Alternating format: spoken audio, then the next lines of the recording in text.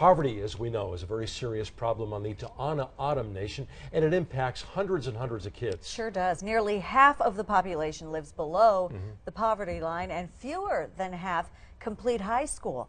It's the perfect environment for the Native American Advancement Foundation's Virtual Learning Center, a bus full of Wi-Fi enabled laptops going village to village so these kids can learn.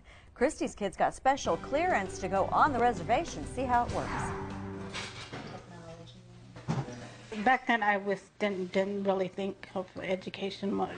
Rose Ortega grew up in the district of Gouveau. She never finished traditional high school. At my age, there's a lot of people that don't have diplomas or either a GED. Now she's raising her own family here, and Rose wants to see her kids succeed. The challenge, the average per capita income is $7,000 on the reservation. The unemployment rate, 42%. Gouveau is the most remote of 11 districts, home to about 1,000 members, and some in homes without running water. Oh, you said one more shot, you're out. There are about 300 school-age kids, and the bus ride can take an hour and a half each way. One reason the dropout rate in Gouveau is so high.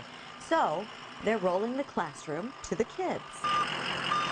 That the knowledge comes to them, and that they can research what they need to, and that they can learn what they need to without having to travel outside the district. David Warmack's mom grew up in Gouveau, and on visits here, he came up with the idea for this virtual learning center.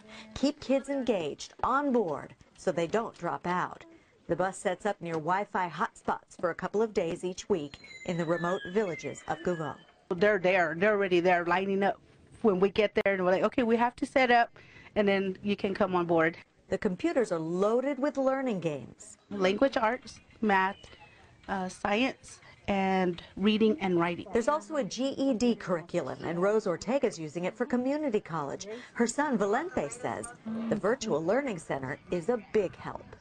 When I do the math, the questions that I do on school, it's called, some of the questions are in that math game.